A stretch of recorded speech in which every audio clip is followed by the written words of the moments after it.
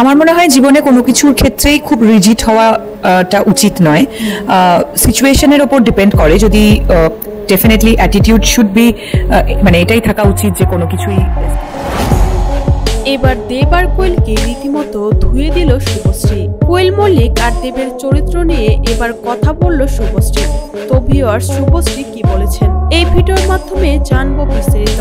সম্প্রতি স্বার্থপর সিনেমাকে ঘিরে একটা অনুষ্ঠানে দেখা গিয়েছিল কোয়েলকে, দেবকে আর জিৎকে। আর সেখানে কোয়েল আর দেবকে দেখে মনে হয়েছে তাদের মধ্যে অনেক ভালো সম্পর্ক, তাদের আগের বন্ধুত্ব এখনো আছে। আর যেটা দেখে হিংসায় জ্বলে পড়ে যাচ্ছে শুভশ্রী। শুভশ্রী এবার দেব আর কোয়েল মল্লিককে নিয়ে বিস্ফোরক মন্তব্য করলেন। একটা ভিডিওতে আমরা দেখতে পেয়েছি এক পাশে কোয়েলের স্বামী আর অন্য পাশে দেব। কোয়েল সেখানে দেবের সাথে অনেক খুনসুটিতে মেতেছিল, তার স্বামীর দিকে কোনো খেয়ালই ছিল না। আর অন্যদিকে দেবের সঙ্গে হেসে খেলে কথা বলছিল। এই ভিডিওটা প্রকাশ হওয়ার পর থেকেই কোয়েল মল্লিককে নিয়ে সমালোচনা করতে থাকে সকলে, আর তাদের সাথে গলা মিলিয়েছে শুভশ্রী। অনেকেই বলেছে কোয়েল মল্লিক তার স্বামীকে যথাযথ সম্মান দেয়, আর দেবের সঙ্গে তার বন্ধুত্বপূর্ণ সম্পর্ক।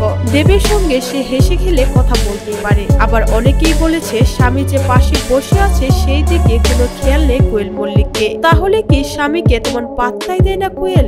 যে ঘটনা জুড়ে শুরু হয়েছে সোশ্যাল মিডিয়াতে নানা ধরনের সমালোচনা। এবার শুভশ্রীও কোয়েল মল্লিককে কটাক্ষ করে কথা বলেছে।